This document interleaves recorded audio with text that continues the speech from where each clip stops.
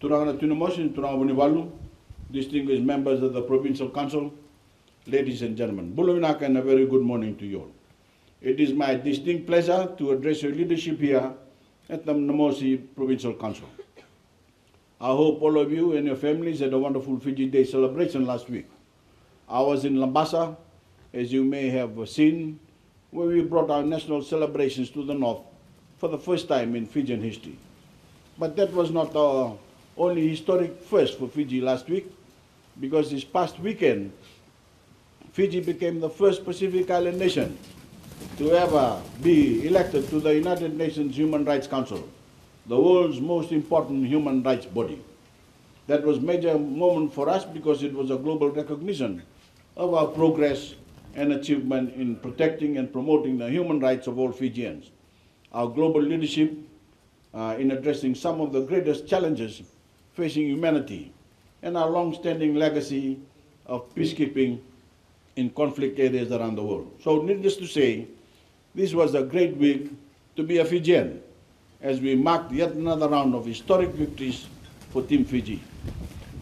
But it has been more than a historic week for our country. It's been a historic year overall, as we charted our 9th straight year of economic growth, a new record for our economy. Really, if we take another step back, it's clear this entire decade has been one of historic proportions for our nation. Because victories don't only mean receiving global commendation, they come at every scale. Every time a community can turn on the tap and access clean water, that is a victory for Fiji. Every time a child can go to school without their parents being burdened with the school fees, that is a victory for all of us. And the same can be said every time a Fijian seizes an opportunity that may once seem impossible for them to realize. By that measure, we have marked historic victories for Team Fiji, day after day, day after day, week after week, year in and year out, year after year, under my government's leadership. We're not only on the cusp of 10 years of economic growth, my government has finally brought stability to the country, giving confidence to our people, and most importantly, giving confidence to the business and investors locally and overseas who want to be part of the prosperity we're creating. We've brought security to Fijian families with a new range of support that uplifts families as the foundation of more moral and values-focused society. We brought a record number of jobs, bringing unemployment to its lowest point in decades. We brought record infrastructure development, bringing new roads, bridges, ports, and jetties, and new access to essential services like water, electricity, telecommunications, and health and medical services. We brought an education revolution to Fiji, finally making primary and secondary education free in our country, providing free textbooks and subsidized transportation to school, and putting unprecedented funding towards tertiary loans and scholarships. And that revolution has been spurred onwards by the latest $1 billion allocation towards education in our latest national budget. Growing an economy is an impressive feat, but we have to make sure that every Fijian feels the benefits of that growth and prosperity. We're doing that through our record funding towards the care of those who are vulnerable in Fijian society, and through innovative initiatives that open doors of opportunity for our people, including new development opportunities for Itoke landowners by funding infrastructure works in various subdivisions. We're fighting hard on the world stage to protect the interests of our people, and the global community has tasked Fiji with leading the global campaigns for climate action and the preservation of our oceans. And at home, we're rebuilding from the cyclones that have struck our country, and we're putting in the time and resources to build back stronger, giving our people, including our students and young people, infrastructure that is capable of withstanding severe weather. Because we see the big picture. We're playing the long game, and we have never been interested in shortcuts or quick fixes.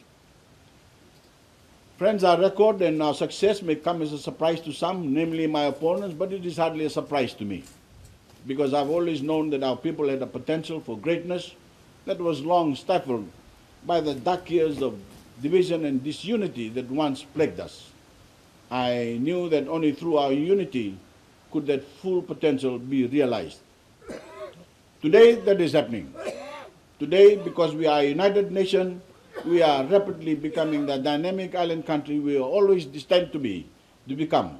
We are the hub of development, trade, and innovation in the Pacific, and we are a champion in addressing the issues that affect our people most severely.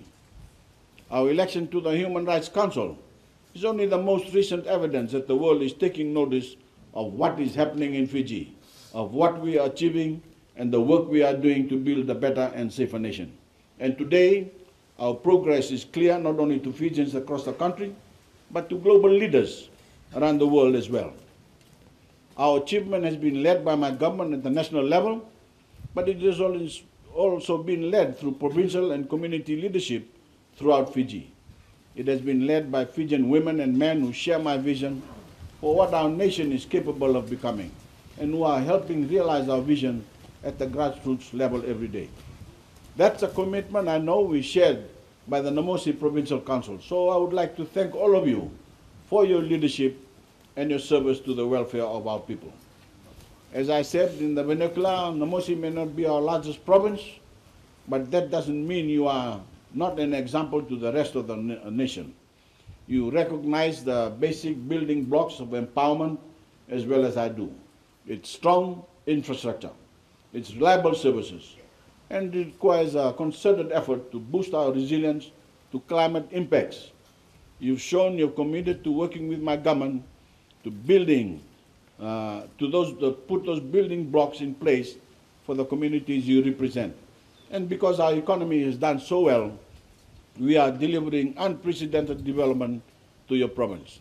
This year alone, we've already completed a new hospital in Namelimeli, and as I speak to you now, we're extending our national electricity grid to Naqarawai and Wainikoroiluva, and bringing solar power to Naqara and Nukusere and Navunisoco. We're building a new Farmers Collection Centre Co-operative and a new evacuation centre in Saliadrau. We're completing a new Ministry of Agriculture office to serve your province, and new water projects in Wainadoi, Nakuvu Primary School, Wainilotuvelu Primary, Nakavika and Nukusere. And soon, we'll begin work on a brand new access road stretching from Nasoqo to Wainiyavu. Development can take time because it's important to plan big business properly to make sure they work as intended. That's what responsible leadership entails, and that is a quality of leadership I've brought to Fiji. And I want to make an important point. This development you're experiencing is uplifting and empowering your people on an equal basis. Namosi is seeing tremendous development, but so is Serua, so is Mba, Rewa, Nitasiri, Lau, and Maduata. Every other province is experiencing that same pace of record development that is sweeping across the country. That is because I've finally broken the cycle of prime ministers in Fiji favoring their own provinces, bringing development to the individual parts of the country to the detriment of the national interest. Finally, we have a strong government, a government for every Fijian that sets development priorities that benefits us all. That's what I mean when I say we're leveling the playing field in our society. We are delivering development where it is needed, as this is right and just. We are giving opportunity to all our people, because all of our people deserve that chance. And we are building a better Fiji for every Fijian, every young person in the country, and every mother and father working hard to provide for their family.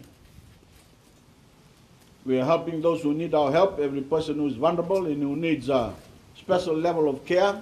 Every Fijian who had their communities devastated by cyclone or is under siege from rising seas, droughts and changing weather patterns. We're bringing those Fijian security they never knew under past leadership, and that's a standard and expectations we must continue to meet. But no matter how well Fiji is doing today, my political opponents will never admit it. That's just politics, plain and simple. But because the truth and the facts are so clearly in my government's favor, they are again resorting to outright lies and spiteful deception, and we can expect to see more of those dirty tactics in the weeks ahead as we approach our second general election. I know many of you will recall the claims they made in our first election 4 years back, claims that the Tokay were under siege, claims that our rights would be taken, claims that the Tokay land would be stripped away. Luckily, their platform was soundly rejected at the polls in 2014. And predictably, none of my opponents' doomsday predictions ever proved to be true. But my opponents haven't learned from their failures. No, instead, they are campaigning in the election on that same set of lies, claiming threats to indigenous rights, trying to pit Fijian against Fijian. Again, they are trying to pull the wool over the eyes of our people using tactics of fear, hatred, and dishonesty. I don't ever use fear. I use facts. I don't harness hatred. I harness the hope of our people to inspire all of us to build a better and more united country. And I don't speak with lies. I speak on real history, and I work to solve real issues facing our people. I speak on the real development we've delivered for all Fijians at all levels of society, and I speak in defense of those outside of the mainstream, the vulnerable, the downtrodden, those struggling to make ends meet. And I lead my government to assist those Fijians, to empower them, to care for those who need a helping hand. And I speak to and for all Fijians when I do. I speak the truth. But that's one big difference between me and my opponents. But it doesn't stop there. As we look to our next election, the choices could not be any starker. You have my record on the one hand, my proven ability to deliver on my promises and bring strong leadership that is changing Fijians' well-being for the better. As for my opponents, really, I can't tell who they hate more, me or each other. On one hand, you have those with some of the sorriest political records in our history, led by a leader who drove our only national bank into the ground and wrecked our nation's progress for decades in his self-pursuit of power. Then on the other hand, you have those with no experience at all. They are unproven. They have zero record to point to, no leadership ability, no right direction, no real direction for the country, and no chance at preserving the unity among our people that we have fought so hard to finally forge. The choice on the table on the 14th of November is this. You either continue down the path of progress or risk everything on a divided, hateful, and hopeless opposition. You either put your trust in strong, proven leadership or roll the dice on my untried and untested opponents, those with no idea of how a modern economy functions and who make promises they have no real plan to deliver. I've always trusted the common sense of the Fijian people. We know that words alone mean nothing. They need action to go with them. And I ask them, come election day, you don't risk our economy, you don't risk the security and well-being of Fijian families, and you don't risk our nation's future on the empty words of other people. Instead, I ask you to take stock of my government's record and action and put your trust in our vision for even greater progress and prosperity. Because Fiji is already stronger today than ever before. And if we stay the course, we will grow stronger in all the years ahead.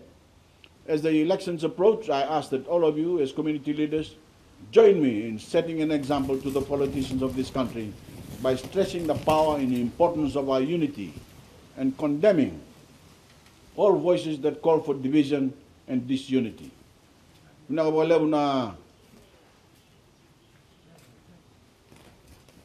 Nakawale na bikin tabaga baturang apa may kinta baga tikin lakalak matentu ni sa tiku sa na ngunturang na Bunivalu tiku sa na buno ng bugo may ndo sa tiku ng buwas na kanan dola sa tiku na nondam boss ni ang bago apa sa tiga na kenlew. Ay bikin do na matentikin na do tiku mo ola saba ola so vere ba tiku lunuway.